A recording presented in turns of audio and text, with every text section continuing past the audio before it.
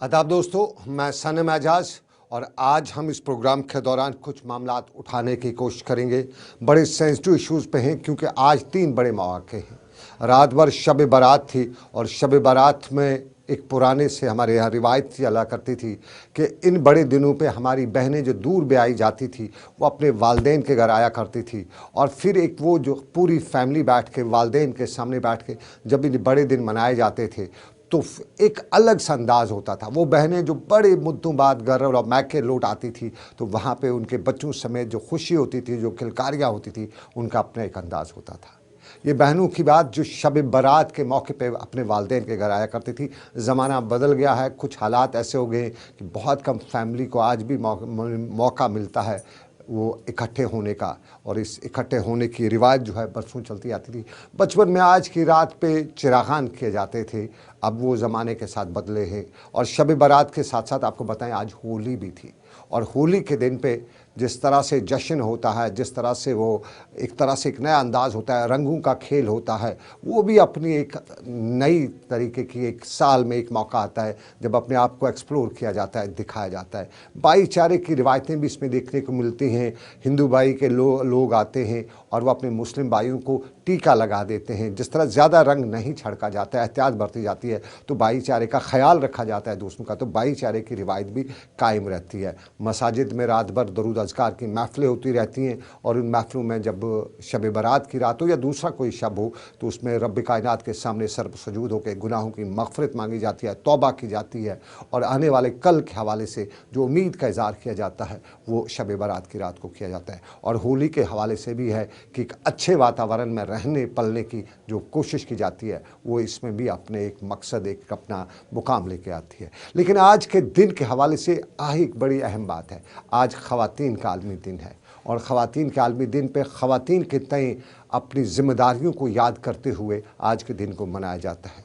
हमारी ख़वातीन की तय कितनी ज़िम्मेदारियाँ हैं, क्योंकि बिना ख़ातून के हम मुकम्मल क्या, हमारा वजूद ही नहीं है। वो ख़ातून ही है जो माँ के रूप में हमारे साथ आती है और हमें जन्म देती है, एक नई दुनिया में लाती है। दुनिया में लाने का जो पहला सहरा है जो हमारी माँ के नाम जाता है वो ख़ातून ही होती है। और फिर ये ख़ातून सही अपनी कोख से लेकर अपनी गोद तक जो तरबियत करती है, उस तरबियत का खमियाजा या उस तरबियत का फल हमें ज़िंदगी के बाकी में मिलता है। और जितनी माँ ने खूबसूरत तरबियत की हो उतनी ही खूबसूरत ज़िंदगी हो जाती है। और माँ के बाद एक वो बहन आ जाती है जिसके साए तले बचपन में, जिसके आंचल तले गुजारे हुए लम्हात अब ज़िंदगी भर कभी भूल नहीं सकते हैं।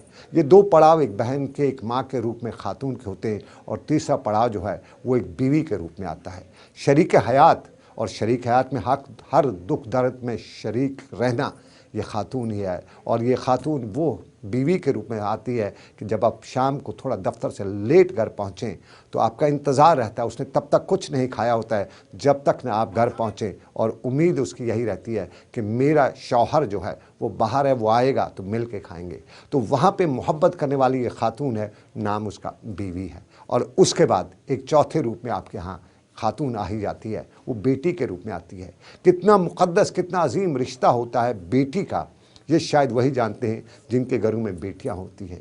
बेटी के आने के बाद दुनिया बदल जाती है, एहसास आ जाता है, और एहसास जो खिलंद्रापन जवानी का होता है बेटी के आने के बाद ही एहसास से वो हम कह सकते हैं कि ज़िंदगी आ जाता है।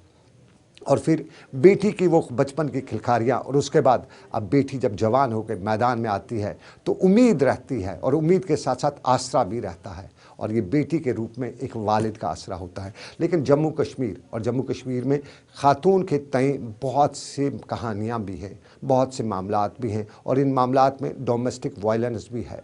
ये डोमेस्टिक वायलेंस से कोई इनकार नहीं कर सकता है।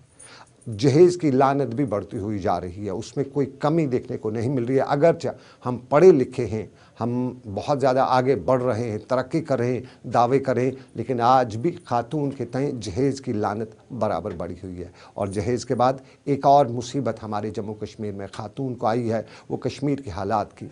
वो बहन सुबह सुबह, वो माँ, वो बेटी, वो बीवी सुबह सुबह से लेकर शाम तक परेशान रहती है कि मेरा शौहर, मेरा बेटा, मेरा भाई बाहर जा रहा है, तो हालात की मार किस तरह से पड़ने वाली है। कश्मीर के हालात की मार, जो हमारे यहाँ सोसाइटी की मार में जो हमारे यहाँ कश्मीर कश्मीर में चल रहा है, उसमें डर रहता है खातून को, और उसका माँ का ब्लड प्रेशर चढ़ा रहता है, बीवी का दिल पूरा दिन इससे ऐसे ही धड़कता रहता है, और बहन के रूप में सारा दिन परेशान रहती है कि भाई निकला है तो किस तरह से आएगा। और उसके बाद जाना की कहानी भी बहुत से लोगों को याद होगी, मेरे गांव की है, कहीं दूर की नहीं है। और कश्मीर के इन 30 सालों के हालात में उसका शौहर भी, उसके बेटे भी इन हालात का शिकार हुए हैं। और आज भी वो श्रीनगर की प्रताप पार्क में हर महीने के बाद एक बार आती है और बताती है कि क्या उसके उन लोगों को ज़मीन खा गई, आसमान निगल गया।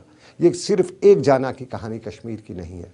बहुत सी ख़वातीन आप अक्सर देखेंगे 10 तारीख को श्रीनगर की प्रताप पार्क में वो आती हैं, बताती हैं कि हमारे लख्ते जिगर थे, वो कहाँ गए। तो ये माँ, ये बेटी, ये बहन, उसी के रूप में एक और कहानी उसके नाम उसको चढ़ी जाती है, उसके ये कह सकते हैं उसको डराती रहती है। और ये डराने वाली कहानी हर माँ बहन के लिए है। माँ थोड़ी कमज़ोर होती है, खातून, हर खातून थोड़ी कमज़ोर होती है। वो कमज़ोरी उसके स्टमना में, उसके क़ुव्वत बर्दाश्त में होती है। और उसकी सबसे बड़ी वजह यही है, ख़ास तौर पे कश्मीर की, जो कश्मीर के हालात हैं।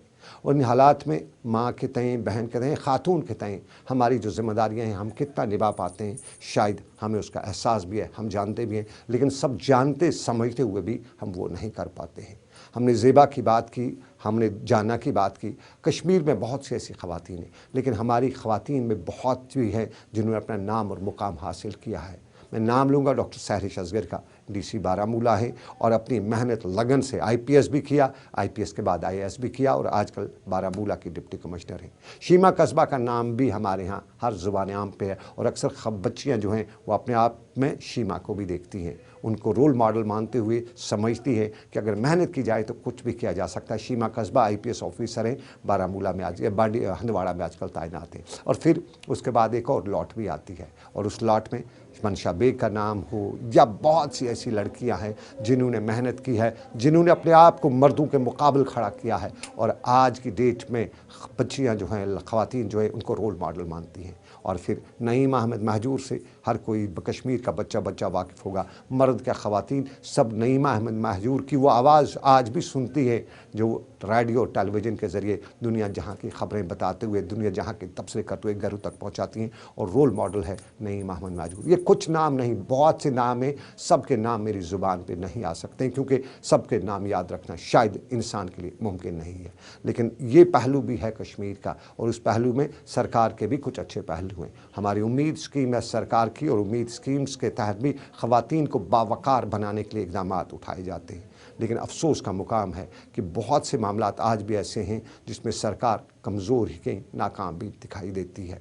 हमारी सरकार अब ख़वातीन की बहबूद के लिए इक़दाम उठा रही है। बहुत सी जगहों पे हमारे यहाँ बताया जाता है कि वो नहीं हो रहा है जो सरकार के कायदे और कानून में है, और उसमें कहीं मेरा रोल भी है, कहीं हमारी सोसाइटी के दूसरे अफराद का रोल है। लेकिन बिल आखिर आज का दिन गलतियाँ कम, सामने मुस्तकबिल को रखें, और मुस्तकबिल को शानदार बनाने के लिए हम अपनी ख़वातीन के आज के दिन पर याद करें, अपनी बहन को याद करें, अपनी माँ को याद करें। और ये याद करते हुए उन लड़कों को भी बताना चाहूँगा कि जब आप बाज़ार में निकलते हैं तो किसी बहन, किसी माँ, किसी बेटी की तरफ देखते हैं तो यही भी याद रखिएगा कि उसी नज़र से उस माँ, उस बहन, उस बेटी को देखिए जो आपके घर में है। अगर आप अपनी घर वाली बहन के लिए शेर हैं तो उसके लिए भी शेर ही बनिएगा, गीदड़ बनने की ज़रूरत नहीं है। ये वो पहलू है जो हम आप उजागर करना चाहते हैं। लेकिन आज के प्रोग्राम में, ये प्रोग्राम में डेडिकेट करना चाहूँगा, जिस तरह मैंने पहले बताया, डॉक्टर सहरिश असगर। बहुत बहुत शुक्रिया सहरिश, आप रोल मॉडल हैं, आपने जिस तरह से काम किया है वो मिसालें दी जाती हैं। शीमा कस्बा, सैल्यूट टू यू, आपको बहुत बहुत मुबारक हो आज का दिन। और मनशा, बहुत बहुत मुबारक आपको भी। मनशा बेग, जिस तरह से आपने परसों श्रीनगर में किया और जिस तरह से आप श्रीनगर में पुलिसिंग कर रही हैं, उसके लिए आपको बहुत बहुत शुक्रिया। और फिर नईम अहमद महजूर का नाम ना लूँ तो नाइंसाफ़ी होगी। और एक और नाम, वसुंधरा पाठक मसूदी, जम्मू कश्मीर से उनके रूट्स ना सही लेकिन ताल्लुक़ है, वो बहू है जम्मू कश्मीर की, दिल्ली के रहने वाली लेकिन कश्मीर में, और वुमेंस कमीशन की चेयरमैन रही है। वो वुमेंस कमीशन जो आज डिफंग है, लूड़ा लंगड़ा है, जिसके पास कुछ है ही नहीं। सरकार ने ख़वातीन के लिए वुमेंस कमीशन तो बनाया था, लेकिन उस वुमेंस कमीशन में जब ये वसुंधरा पाठक मसूदी थी तो हमने बहुत एक्टिविटीज़ देखी। हमने पुलिस स्टेशनों में वुमेन्स के मामला जो होते हुए, हल होते हुए देखे, हमने कई जगहों पे रिपोर्ट करते हुए देखे। लेकिन वो डिफंग हुआ तो उसके बाद ना हमारे पास कोई अच्छी रिपोर्ट आई, ना हमने कहीं उसको विजुलाइज़ किया, ना हम कहीं जाके कहीं का स्टेटमेंट ले सके कि क्या है हमारी ख़वातीन का रोल। तो सरकार जी सुनिए, ज़रा वुमेन्स कमीशन भी है जम्मू कश्मीर में। और आज के दिन पे मैं अपनी वालिदा सारा और अपनी अम्मा जी को ज़रूर याद करूँगा। मरहूम अम्मा जी, रब कायनात करे आपको करवट करवट नसीब जन्नत हो। और मेरी वालिदा सारा कालीवी के लिए भी मैं ये दुआ करूँगा कि आपने जिस मेहनत, जिस लगन और जिस बहादुरी के साथ दुनिया की इस दौड़ में मेरा हाथ थामे मुझे आगे बढ़ाया है, उसके लिए मैं आपका शुक्रगुजार हूँ, एहसानमंद हूँ। मैं अपनी बहनों का शुक्रगुजार हूँ, जिन बहनों ने हर वक्त मेरा ख्याल रखते हुए, मेरे अच्छे और बुरे को इग्नोर करते हुए, मेरे बुरे को इग्नोर करते हुए मेरे अच्छे के लिए दुआएं की हैं, सहारा दिया है। और आज के इस दिन पे मैं अपनी बड़ी अहलिया का बहुत बहुत शुक्रगुजार हूँ, जिन्होंने इतनी मेहनत, लगन और हालात के अक्कासी के बावजूद भी मेरे साथ खड़ा, शाना बशाना खड़ा होकर मुझे आगे पहुँचाने में अपना रोल अदा किया है। मैं शुक्रगुजार हूँ अपनी बेटियों का भी, जो ख्याल रखती हैं, जो ख्याल रखे हुए हैं और मेरी इज़्ज़त का ख्याल रखते हुए दुनिया की दौड़ में आगे बढ़ रही हैं, इस उम्मीद के साथ कि वालिद भी है और वालिद की इज़्ज़त भी है, वालिदैन की इज़्ज़त भी है, ख़ानदान का ख्याल भी है। और शुक्रगुजार हूँ मैं अपने सभी उन लोगों का जो मेरे आसपास रहते हैं, उन ख़वातीन का जो मेरे आसपास रहते हैं, चाहे वो जिस रूप में मेरे आसपास हैं। लेकिन मैं आज के दिन पे उन ख़वातीन को नहीं भूल सकता हूँ जो कश्मीर के इस हालात का शिकार होते हुए आज भी अपने औलादों के लिए तरस रही है, आज भी अपने जो शरीक हयात है उनकी जो आंसू आँखों देखी जो दास्तान उनके सामने है, उसको भूल नहीं सकती और दुनिया की कोई खातून उसको बोल नहीं सकती है। हालात की मार में जम्मू कश्मीर की ख़वातीन को जो झेलना पड़ा है, वो आज भी उनकी आंखों के सामने हो सकता है। लेकिन फिर भी ज़िंदगी चलने का नाम है, उसमें आगे चल रही हैं। तो कुल मिला के आज का दिन मुबारक उन सब ख़वातीन को जो ज़िंदगी में हमारे शाना बशाना हैं, हमारे साथ हैं। तो दीजिए इजाज़त, रखिए अपना